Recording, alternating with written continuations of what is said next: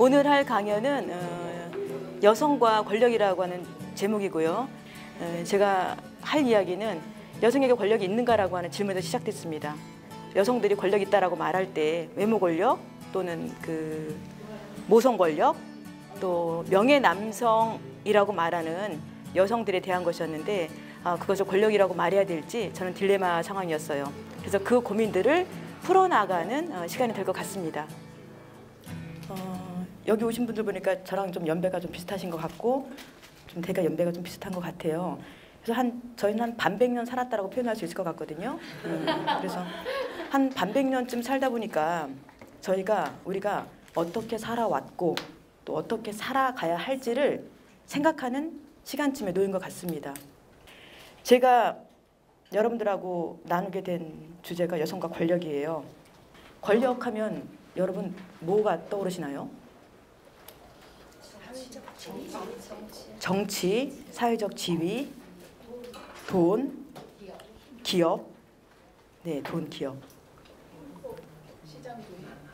시장? 공권력.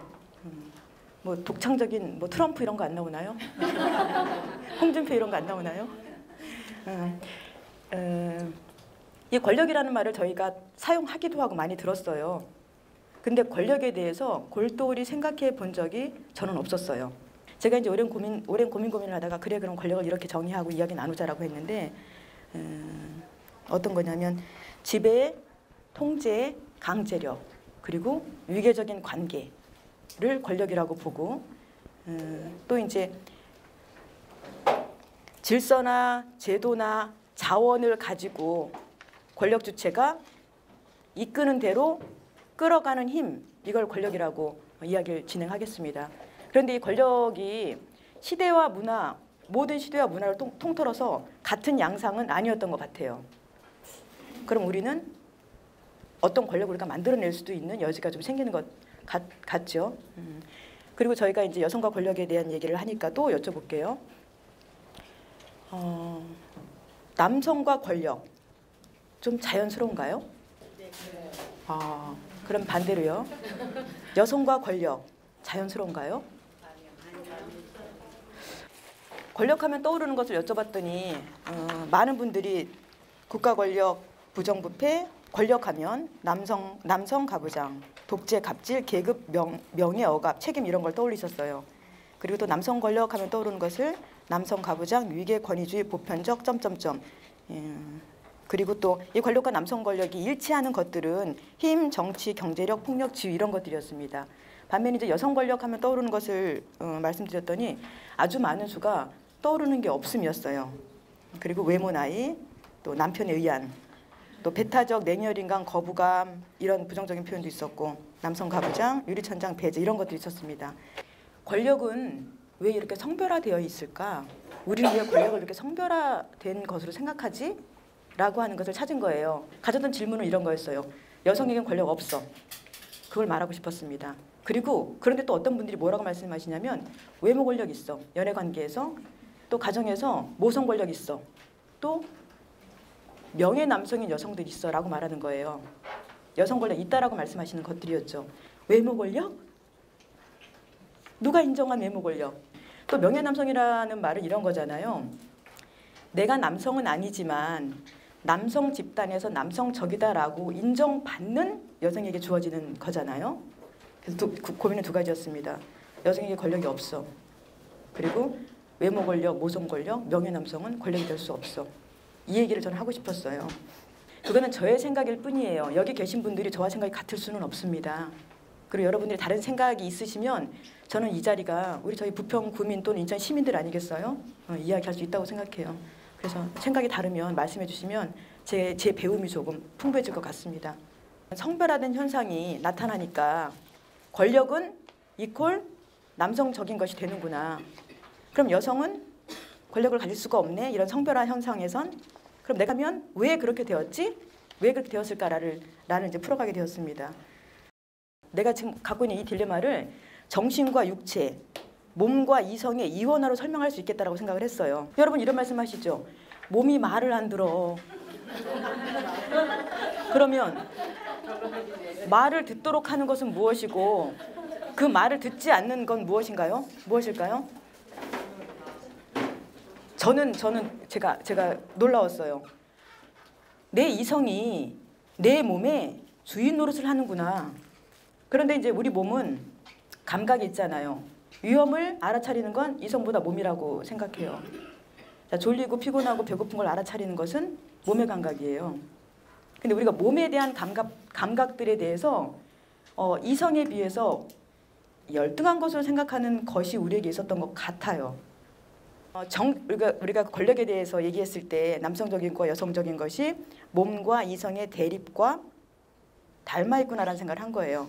그러면 이제 여성적인 것과 몸이라고 하는 여성적인 권력과 남성적인 권력, 그것이 이제 위계적으로 위치됐던 것들을 몸과 이성이 이원화되었던 근대 어떤 그 과학 또는 이론들의 출발로부터 가지고 온 거죠. 거기서부터 우리가 다시 생각해야 되겠다, 다시 살려야 되겠다라는 생각을 하게 된 겁니다. 제가 노래 한 곡 부르겠습니다. 언제나 찾아오는 부도의 이별이 아쉬워 두 손을 꼭 잡았나 눈앞의 바다를 핑계로 헤어지나 남자는 여자는 자 남자는 뭐였나요? 여자는요? 어떤 차이가 있나요? 정적인 거와 이동적인 거의 차이. 예. 자 시간의 개념, 이동의 개념은 배가 가져가죠. 정박의 개념, 토지의 개념은 항구가 가져가잖아요. 이 대립도 마찬가지인 거예요. 또 이제 외모 권력을 좀 말씀드릴게요. 외모 권력은 특히 연애 중인 분들한테 정말 외모는 자원이 되기도 해요. 그리고 그 외모가 권력이 되도록 그 행위성을 발휘하는 분들이 계세요. 그건 권력이 될 수 있거든요. 아름다움을 규정하는 주체가 누구야? 주체가 규정한 아름다움을 너는 수행하는 대상일 뿐이잖아. 그것이 어떻게 권력일 수 있어? 저는 이렇게 말하고 싶었던 거죠. 여러분들 전족 아시죠? 전족은 그 당시에 권력이었던 거 아시나요? 권력이 되었어요. 왜냐하면 그것이 아름다움의 기준이었기 때문에 발이 작은 여성일수록 어떤 신부의 순위에서 더 앞섰던 거잖아요. 할례하지 않은 여성은 그 사회에서 결혼하는 신부로서 자격 없음이 되잖아요. 또 이제 그 아름다움이라고 하는 외모 권력이라고 하는 것이 그 사회가 이것이 아름답다라고 하는 것을 할 때 그것이 권력이 되었는가를 한번 생각해 보니까 그 외모 권력이 절대 아니다라는 생각을 한 거예요. 그것은 여성 몸에 가해지는 폭력인 거죠. 여성 몸이 어떠한 권력 주체가 이러이러한 몸을 만들면 너가 보상받을 수 있는 것들이 많아 라고 했을 때 그 몸을 갖는 것 고민을 같이 해보면 좋겠습니다. 유튜브를 보는데 어떤 그 나이 늑수그련 아저씨가 게임을 한다고 자꾸 부인이 혼을 낸다고 아내 권력의 희생자라고 말을 하는 걸 들었어요. 그래서 제가 그 말을 들으면서 정말 그럴 수 있나? 게임한다고 혼내는 엄마 또는 아내에 대해서 엄마 권력, 모성, 아내 권력이라고 말할 수 있나? 좀 죄송한 표현이긴 한데 이제 계급적인 표현이니까 죄송한 표현이긴 한데 귀족 집안의 귀족 가문에는 일을 돌봐주는 사람들이 있잖아요. 뭐 가사도우미라고 할까요? 자, 가사도우미가 잔소리하는 것을 가사도우미의 권력이라고 표현할 수 있는가? 그리고 또 잔소리라고 하는 것이 권력이라고는 볼 수 없는 지점이 있는 건데 조금 전에 여러분들이 한마디로 정확하게 권력 아닌 것 같아, 권력인 것 같아라고 정확히 말씀 못 하셨잖아요. 약간의 그 혼란들이 있었잖아요. 그래서 그런 혼란들은 여러분들이 그냥 가지고 가세요. 가지고 가셔서 그것이 왜 권력이며 왜 권력이 아니며를 좀 생각해 보면 좋을 것 같아요. 또 하나가 이제 남편 권력인데요. 그 경제적 지위, 아니 경제력, 사회적 지위, 명성 이것이 여성의 권력이다라고 대답하신 분들이 계시더라고요. 자, 그럼 이렇게 묻는 거예요. 영부인의 권력은 어디서 나오나요? 다시 질문 드릴게요. 그 대통령이 사라지게 되면 어떻게 되나요? 그러면 거기서 권력은 주체인 누구가 있어야만 만들어지는 대상으로서의 권력인 건가요? 그럼 그것을 권력이라고 말할 수 있겠는가? 그 동안만은 권력이 맞죠. 그 동안에는 남편이 존재하는 동안에는 불안정한 권력이겠네요. 불안정한 권력. 그런데 영부인의 남편으로서의 대통령의 권력은 어떤가요? 지금 머릿속이 많이 이렇게 빙글빙글 돌지 않으신가요? 좀 그러시죠? 그럼 제가 이제 몸과 이성의 이원화를 말씀드렸는데 이번에 이제 공사 영역 이분화를 또 하나 말씀드릴게요. 우리는 지금 공적 영역과 사적 영역을 분명하게 인식하는 것 같아요. 그리고 사적 영역은 가정, 친밀성, 개인적인 관계들, 이것을 가정 영역, 사적 영역 이렇게 두는 것 같습니다. 그리고 그것이 아닌 어떤 공공적인 것을 공적 영역이라고 하는 것 같아요. 근데 이게 유사일에 계속 인류의 탄생일에 계속되진 않았겠죠. 않았겠죠. 이 공사 이원화 문제를, 공사 이분화 문제를 많이 고민한 분이 한나 아렌트라고 하더라고요. 그래서 한나 아렌트가 고대 이제 폴리스를 연구를 했대요. 이게 잘 보이시는가 모르겠네요. 고대 폴리스를 연구를 했는데 그 고대에는 공론 영역이라고 그래서 공론 영역이라고 해서 여기는 먹고 사는 문제를 해결한 남성들, 그래서 노동을 해야 될 필요 없는 남성들이 모여서 다양한 자기 개성들을 발휘하면서 정치에 대한 이야기를 할 수 있었다는 거예요. 그래서 이쪽에서 그 다양한 차이를 가진 개인들이 평등하게 토론하는 정치적 행위 공간 이렇게 표현하고 여기를 정치적 공간이라고 표현을 했습니다. 그러면 그 맞은편에는 전 정치적 공간이 있는데 그 공간에서는 가정 영역이 있겠죠. 어떤 삶의 어떤 보존을 푸는. 근데 여기에는 노동이 여기 들어가 있대요. 경제가 여기 들어가 있었대요. 그럼 이 노동과 경제는 누가 담당했을까요? 노예들이 담당했겠죠. 네. 노예와 가족과 처자식이 있었던 전 정치적 영역으로서의 사적 영역이, 개인적 영역이 있었다고 폴리스를 연구를 했습니다. 그랬던 것이 경제가 이쪽으로 넘어오는 게 근대 시민사회라고 합니다. 근대 시민사회가 이 경제 영역이 이 공론장으로 넘어오면서 이 정치적 영역은 사회적 영역이 돼서 사회적 영역 대 개인적 영역이 되었다라고 해요. 그래서 우리가 알고 있는, 우리가 생각하는 공사역의 이분화는 고대에는 그렇지 않았고, 근데 집과 일터가 분리되는, 우리 과거를 떠올려 봤을 때 집과 일터가 분리되지 않는 삶을 살았었잖아요. 집 밖에 농사짓고 집 밖에서 뭐 어업을 하거나 하는 것들. 근데 산업화 사회, 자본주의 사회에서는 공장과 일터가 분리되면서 정치적, 개인적 영역이었던 구분이 공사 영역으로 이분화되었다라고 해요. 그러면서 이제 페미니스트들은 뭐라 그러냐면 여기 공론장에서 다양한 차이를 가진 개인들이 평등하게 토론하는 정치적 영역이 이제는 이렇게 다 엮일 수 있어서 다양한 공론장이 여기서 생길 수 있다라고 말합니다. 그래서 아까 제가 여러분한테 가정을 사적인 영역이라고 생각하시냐라고 했을 때 여러분 그렇다고 그러셨잖아요. 가정은 사적인 영역이 이제 아니에요. 왜 아닌지 말씀드릴게요. 여러분은 의료보험 제도가 작동하는 가정에 계세요. 대한민국 교육 제도가 들어와 있는 가정에 계세요. 그 다음에 또 민법이든 헌법이든 어떤 가족법이 들어와 있는 가정에 계세요. 그래도 여러분들이 우리가 말했던 개인적인 영역, 사적인 영역이 이제는 그거 개인적인 것은 모두 정치적인 것으로 들어오는 거죠. 이제 공적인 것과 사적인 것이 위치되었을 때 사적이라고 하는 것들은 열등하게 생각되는 경향이 있잖아요. 그리고 공적인 것은 대단히 큰일 하는 것. 그래서 옛날에 어른들 이런 말씀하셨어요. 큰일 하는 사람이 바깥에서 뭐 하는데 그렇게 뭐 소소하고 뭐 한 것들로 기운 빼거나 뭐 이렇게 하지 말라고. 큰일은 집 밖에서 공적인 영역에서 일. 그렇지 않은 것은 사적인 가정 영역에서 일인 거잖아요. 잘못됐죠?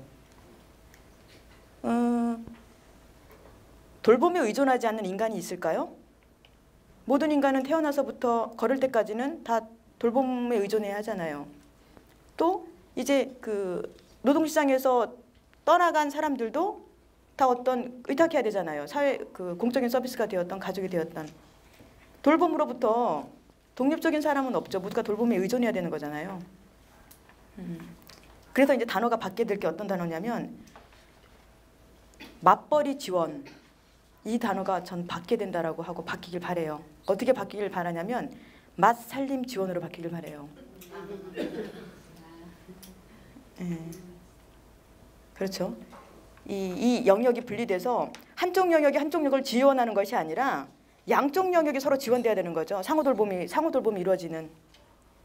젠더화라는 표현을 들어보셨을 것도 같아요. 뭐뭐화 되었다라고 생각하고 젠더화되었다는 것은 여성적인 것으로 남성적인 것으로 만들어졌다라고 생각하세요. 근데 이것이 그렇게 만들어져서 긍정적인 결과를 가져온 것이 아니라 그렇게 만들어져서 모두에게 유익하지 않은 부정적인 결과를 가져온 것으로서 젠더화되었다라고 생각을 하시면 됩니다. 그러니까 여성적이다, 남성적이다 이런 걸 여러분들 다 되게 거부하시죠? 그런 건 없어, 나다워 라고 말씀하시잖아요. 다시 한번 물어보세요. 정말 나 그래? 라고. 왜냐하면 정말 그렇게 나답게 살기에는 이 사회가 주는 압박으로부터 자유로울 수가 없는 거예요. 그래서 부디 우리가 할 수 있다면 우리는 이미 젠더화된 사회 속에서 성장해서 그것이 무엇인지 자꾸 알아채려고 노력하지 않으면 알아챌 수가 없어요. 그런데 아직 이 세상을 많이 경험하지 않은 세대들은 그렇게 안 할 수 있잖아요. 그래서 젠더화된 방법이 아닌 방식으로서의 그 청소년들 아니면 또 유아영들을 우리가 좀 만날 수 있었으면 이 도시가 선물할 건 그거라고 생각해요. 젠더화되지 않은 도시. 그게 이제 여성적인 것과 남성적인 것으로 이렇게 양분되는 것이 아니라 이건 양분이 아니라 위계가 된다는 거예요. 무엇이 더 우월한 것 또는 무엇이 더 열등한 것이 된다는 것이 이제 문제라는 것이요. 그래서 젠더 이분법이 위계화되는 것. 겪는 불이익과 여자에서 겪는 불이익을 보니까 너무 가슴이 아픈 거예요. 남성으로 살아가는 것도 너무 어렵고 여성으로 살아가는 것도 너무 어려운데 이것들이 좀 더 나눠질 수는 없을까? 나눠질 수는 없을까? 여성들이 여성들로 살아가는 게 어려운 것은 다 이제 그 폭력이에요. 남성들이 남성으로 살아가기 어려운 것은 가부장의 책임이에요. 이게 이제 2012년도 20대 청년들이 겪고 있는 한국에서 그 지정성별로 살아가는 것에 대한 어려움이라고 했을 때 이걸 어떻게 해결할 수 없을까? 어떻게 풀어낼 수 없을까? 이런 말 있는 거 아시나요? 여성이 단두대에 오를 권리가 있으면 연단에 오를 권리도 있다. 이런 말 들어보셨어요? 들어보셨다고 하신 분이 계신데 자 누구까지나 어느 나라 사람이 한 말일까요? 아유 맞습니다. 프랑스입니다. 그럼 이름도 아시겠네요. 빙고. 자 멋져. 올랭프 드구주입니다. 여성이 단두대에서 처형받는다고 하는 것은 법이 적용하는 거예요. 그 여성한테. 법의 구속력을 갖는 몸인 거죠. 그렇다면 연단에 오를 권리가 있다는 거예요. 그러니까 마치 이런 거죠. 내가 세금을 낸 다음 난 국민이 된 거네. 그럼 국민이 누려야 할 권리는 나도 다 누리겠어. 이런 얘기인 거죠. 그리고 이 올랭프 드구주는 결국 단두대에서 처형을 당했습니다. 왜 그랬냐면 참정권 운동을 했어요. 그럼 또 이번에는 퀴즈입니다. 누가 한 말일까? 50번째 여성 우주인이 지구 궤도를 돌고 있다. 50명의 여성을 우주로 보냈다면 백악관에도 여성을 보낼 수 있다. 누가 한 말일까요? 백악관. 맞습니다. 힐러리 클린턴이 한 말입니다. 여러분들 저희가 지방선거를 6월 13일 날 했잖아요. 이번 6.13 지방선거에서 그 유행어가 나온 게 있어요. 먼저 제가 올맨 이거를 아시나요? 이제 좀 무서움을 느꼈어요. 어떻게 이 벽면을 장식한 모든 사람들이 다 한 성별일 수가 있지? 그리고 또 이런 말도 있었잖아요. 올드보이 선거 방송. 이제 선거 토론할 때 그들이 올드하다는 걸 몇 살부터 몇 살까지 말할 수 있을지 모르겠지만 정치에 하려고 했을 때 그것이 장애를 가졌던 나이가 어리든 그다음에 그 한국 국적이면 이주민이든 누구든 그 정치에 들어와서 다양한 정치 그 판을 만들어낼 수 있어야 되는 게 그게 민주주의 사회인 거잖아요. 다양성의 목소리들이 나와야 어떤 경합하면서 더 나은 방법을 찾아가면서 정치가 이루어질 건데 거기에 나왔던 토론했던 사람들이 되게 50대, 60대라고 하는 연령, 엘리트라고 하는 특성, 성별도 하나로 예, 그래서 6.13 지방선거를 저희는 여성의 부재라고 이제 이야기를 합니다. 여성의 부재여서 정치 권력에서 여성이 어떤 실태인가를 이 자료를 통해 좀 볼 수 있을 것 같아요. 자, 그동안 이제 그 광역자치단체장 후보가 113명이었어요. 7번 지방선거를 치르는 동안. 광역자치단체장 여성 후보는 업다운입니다. 몇 명이었을까요? 한 명이요. 딸랑 한 명. 딸랑 한 명일 것 같죠. 그러니까 제가 이렇게 퀴즈를 냈겠죠. 네. 예, 딸랑 0명입니다. 근데 이제 그럴 수 있어요. 왜냐하면 당선이야. 그 여성 정치인을 만나보지 못했던 시민들은 여성의 리더십을 검증해 본 경험이 없으니 그동안에 많이 만났던 남성 리더를 뽑을 수 있잖아요. 그럼 이제 질문을 바꿔보는 거예요. 그럼 후보는 어땠을까? 후보는 7번의 지방선거를 치르는 동안 광역자치단체장 여성 후보는 몇 명이나 됐을까? 여기 뭐 있나요? 네. 네네네. 네, 예, 정답입니다. 정답, 예, 빙고. 네, 훌륭하십니다. 네, 16명입니다. 여성 후보가 당선자단 여성 후보가 이렇게 적은 것에 대해서 여성이 정치에 관심을 가질 수 있도록 환경을 만들지 않은 것도 있죠. 왜 관심이 없지? 관심을 가져야지. 관심을 가져서 여성들의 목소리가 정치로 들어와야지. 그래야 정치가 발전하지. 이렇게 얘기하는 거지. 정치에 관심 없는 여성을 비하하거나 멍청하다고 얘기하는 건 우리가 취할 부분 아닌 거죠. 여성 후보가 나오면 뽑을까요? 후보자는 없지만 당선율은 높대요. 그래서 나를 후보자로만 좀 내줘. 우리가 요구하는 거예요, 당에. 내가 시민들로부터 선택받을 수 있게 나를 좀 포스터에만이라 좀 걸어줘. 근데 그 공천하는 것이 그렇게 어렵다는 거예요. 우리가 또 무엇을 많이 못 봤냐면 여성 리더십을 많이 못 봤어요. 그래서 저는 6.13 지방선거에 처음으로 정치에 관심을 가졌어요. 우리 지역 후보들도 좀 관심을 가졌고, 그리고 여성 후보자를 내나 저 당이 여성 후보자를 내나 전략 공천을 하나 이런 걸 이번에 유심히 봤거든요. 그래서 저는 6.13 지방선거에 되게 희망이 많았어요. 여성 시장도 만나보고 싶었고 여성 구청장도 만나고 싶었고 그런 여성들이 리더로 있는 시나 구는 또 어떨지 상상해보고 싶었거든요. 근데 그게 안 되네요. 그게 안 되네요. 정치라고 하는 것은 구민 또는 시민들의 편이라거나 어떤 편안한 삶을 만들기 위해서 어떤 정책을 입안하는 사람들인 거잖아요. 광주의 한 구에서 그걸 발의한 거예요. 저소득층 여성들에게 무상 월경대를 지급하자라고 하는 것을 그 의회에서 논의했어요. 근데 그중에 한 그 남성 의원이 말씀을 안 드리려고 했는데 저소득층 생리다라고 하기보다는 그분들에게 청소년이 되었든 여성들이 되었든 조금 듣기 거북하니까 저희가 권장했던 것은 여성들이나 청소년들이 꼭 필요한 위생대, 그러면 대충 다 알아들을 겁니다. 그런데 꼭 본회의장에서 생리대라는 것은 좀 적절치 못한 그런 발언이지 않느냐 이런 생각이 듭니다. 이렇게 이제 말하는 분이 계신 거예요. 저는 월경하는 여성의 입장으로서 내가 뽑은 의원이 내 몸에 대한 어떤 지원 정책을 하는 데 있어서 그거 왜 생리대라고 그래? 그거 좀 거북살스럽게 위생대라고 말해. 라고 말한다는 것이 저는 이제 너무나 이제 속상했어요. 그랬던 이분을 보면서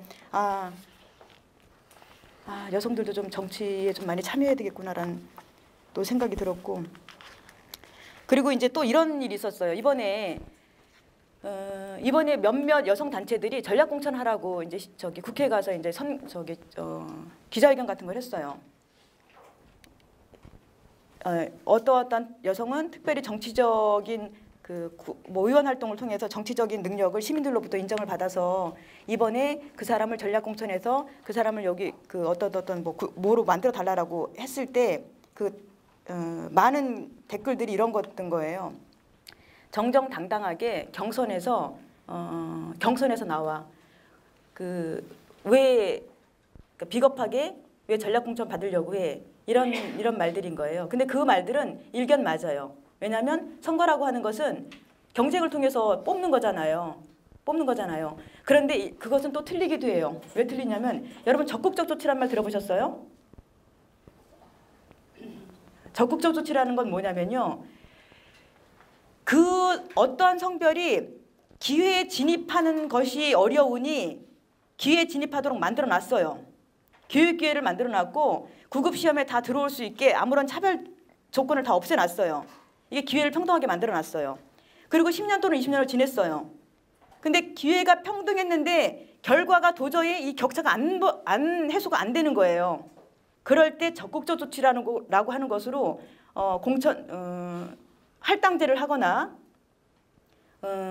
또 어떤 가산점을 주거나 하는 게 있는 거예요. 근데 그게 뭐냐면 똑같이 입사를 해도 승진에서 여성과 남성은 차이가 나요. 왜 차이가 날까요? 육아휴직 때문에 그래요. 경력이 달라요. 10년을 일했는데 한 여성이 3년 동안 육아휴직을 했으면 그 여성의 경력은 7년인 거예요. 남성은 10년인 거죠. 그럼 그 육아휴직이 있는 한 그 승진에서는 차이가 날 수밖에 없잖아요. 또 임금은 또 어때요? 지금 대한민국 임금이 남성과 여성이 임금은 대한민국에서 임금은 차별하면 안 되니까 다 같습니다. 근데 임금을 다 합계냈을 때 임금 비율이 어떨 것 같아요? 여성 대 남성이 몇 대 몇일 것 같으세요? 네, 6대 4. 6대 4. 이쪽이 100일 때 한 64쯤 됩니다. 이것도 마찬가지인 거예요. 이건 어떤 상황인 거냐면 여성의 노동이 대체로 어디로 가냐면 저임금 쪽으로 가고 단시간으로 가고 비정규직으로 가는 거예요. 그럼 이쪽 임금 다 합계했을 때 이쪽 임금과 합계했을 때 다른 거죠. 자, 이런 상황들에도 적극적 조치가 들어가는 거예요. 할당제는 그런 거예요.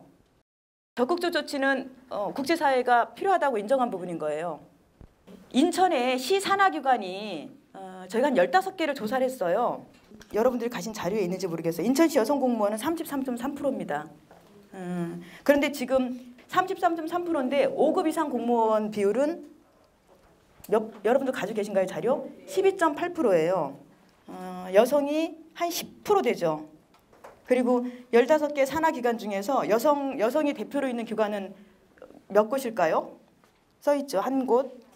어딜까요? 그럴듯하죠. 여성가족재단. 그럼 또 이제 이사회 비율을 볼게요. 이런 시산하기관들은 공공기관이니까 이사회를 통해서 이제 운영을 결정하는데 이사회 성비는 어떨까요? 11.8%네요. 그리고 4급 이상 공무원은 7.6%입니다. 저도 이제 제가 문제라고 느꼈으면 대한민국 정부도 이걸 문제라고 느꼈겠죠. 대한민국 정부는 2022년까지 그 승진 목표제라든가 임용 목표제 같은 걸 만들어서 이 비율을 상승시키도록 각 지방 정부에 계획을 세우라고 했어요. 근데 그건 어떻게 생각하세요? 여러분이 직장을 지금 내가 일하고 있는데 육아휴직을 한 직원이 1년 6개월 가요. 그럼 그 직원의 일을 기업이 다른 인력을 투입해서 내가 더 노동하지 않도록 해주면 참 좋은데 내가 그 노동을 대신 하게 해주면 육아휴직한 그 여직원에 대해서 원망하지 않을 수 있으세요? 않을 수 있죠. 저도 가게 된다면. 근데 이 육아휴직이 직원 간 갈등을 빚게 하는 방식이어서는 절대 안 되는 거죠. 그래서 그것이 만약에 이상하게 여성 승진자가 적어. 그럼 왜 그런지를 봐야 되는 거예요. 왜 이런 일이 생기지라고 하는 걸 들여다보고 그 승진을 어렵게 하는 요인들이 있다면 그걸 좀 풀어내야 하는 거죠. 그래서 권력은 저항을 담고 있다라고 하더라고요. 권력 이론 이퀄 저항 이론이었어요. 그럼 우리가 하는 어떤 저항들, 우리가 하는 요새 너무나 많이 하죠. 뭐죠? 청와대 뭐 합니까 이거? 청원. 우리 지금 청원 지금 태어나서 지금 올해 2018년도 너무나 많은 청원들을 했을 거예요. 근데 이제 저항 권력을 발휘하는 데 있어서 우리가 가져야 될 것들을 몇 가지 이제 생각해 봤는데 뭐냐면 여성을 포함한 사회적 약자들 그 개인들이 역량을 강화하는 것. 그리고 이런 약자들 개인들 간의 네트워크, 소통하고 연대해서 힘 모으는 것. 여러분들 직장에서 어떤 사건을 겪을 때 혼자서는 절대 힘들거든요. 근데 옆에서 누가 거들어주고 힘을 모으면 그건 집단적인 힘이 돼서 문제 해결이 쉬워져요. 그래서 여러분들이 연대하셔. 이거는 남성분들의 연대도 마찬가지예요. 남성들의 연대도 이런 식으로 이루어지거든요. 힘은 합해질 때 더 강력한 파워가 나오잖아요. 그래서 우리가 할 수 있는 건 소극적인 것 같고 권력이 될 것 같지 않은 저항이 권력이라는 거예요. 그리고 이 저항의 권력이 역사를 바꿔오는 사례들이 있어요. 암탉이 울면 집안이 망한다고 그 유림들이 나와서 피켓 들고 할 때 여성들이 50년 동안 싸워서 호주제를 폐지시켰어요. 근데 이것은 우리 사회를 바꾸기 위해서 우리가 또 하나 기억해야 될 것, 잊지 말아야 될 것이 내가 모른다는 것, 무력감이라고 하는 것에 빠지지 말라는 거였어요. 난 무력한 존재야라고 하는 것에 함몰되지 말 것. 무력한 우리들이 모여서 연대하고 집단화해서 저항할 수 있는 힘을 키우는 것. 이것이 권력의 방법이라는 거였어요. 되게 우리 삶 속에서는 우리 모두가 다 나는 을이다라고 생각하는데 이 표로 놓고 보면 우린 결코 을이 아닌 것 같아요. 권력이라는 게 어느 상황에서나 지배자, 피지배자 절대 아니고 관계에 맺고 있는 그런 뭐 단위들 사이사이에서 이게 좀 교차하더라고요. 내가 권력 있음을 안다고 하는 것이 되게 중요한 것 같아요. 내가 권력이 있으면 그 권력을 내가 어떻게 쓰고 있지? 또는 내 권력으로 인해서 어떤 종속적인 상황에 놓여 있는 사람을 알아채는 것이 정말 우리가 앞으로 좀 많이 만나고 싶은 시민들인 것 같습니다. 그래서 마지막으로 드리는 말씀은 권력 이론이 이퀄 저항 이론이어서 작은 저항 같고 소극적인 저항 같은 저항이 모여서 어떤 바람직한 사회, 성평등한 사회, 민주주의 사회를 구현하고 대한민국의 부평, 우리가 살고 있는 이 마을에서 우리가 어떻게 여성으로서 살아가고 또 지속가능한 부평을 어떻게 만들어갈 것인가를 사유하는 데 있어서 여성 권력은 저항 권력으로서 가져온다. 그리고 그 권력은 내가 주체가 되고 타자를 배제하는 방식이 아닌 우리 어떤 공동체성, 공동체 회복을 꿈꾸는 저항, 그게 이제 권력이 될 것 같습니다. 자, 여러분 2시간 동안 이렇게 이야기 경청해 주셔서 정말로 큰 감사드립니다. 감사합니다.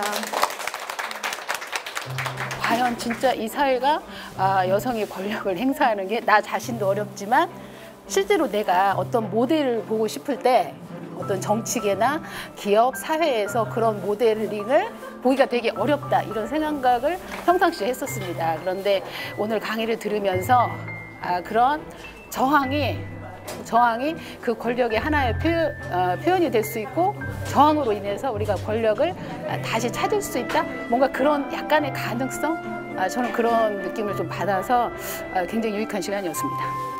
오늘 여성의 권력에 대한 것인데 사실 우리 사회에서 여성은 상당히 약자에 있습니다. 약자의 위치에 있기 때문에 앞으로 사회 전반에 있어가지고 여성들을 위한 또 남성들을 위한 어떤 적극적인 조치가 이루어져 가지고 사회 전반이 좀 골고루 성평등한 사회가 되기를 기대합니다. 너무나 좋은 강연이었습니다. 요새 또 미투 운동이다, 여성 혐오다 해가지고 여성에 대한 관심이 사회적으로 굉장히 많이 들끓고 있잖아요. 그래서 이런 사회적인 이슈하고도 맞겠다 싶어가지고 저희가 여성에 초점을 맞춰서 여성과 도시라는 것을 기획을 하게 됐습니다. 틀리다라는 존재가 아니라 그냥 여자랑 남자랑 다르다는 것을 인식을 하고 여성들이 좀 더 주체적으로 살아갈 수 있는 그런 계기가 조금이나마 됐으면 하는 그런 생각입니다. 이번 강연의 주제 도서는 정희진 작가의 페미니즘의 도전입니다.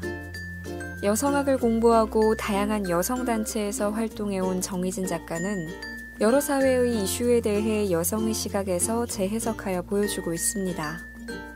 이를 통해 여성을 비롯한 사회적 약자가 함께 공존하는 세상을 꿈꾸는 그녀의 사상이 작가의 책들에 잘 표현되어 있습니다.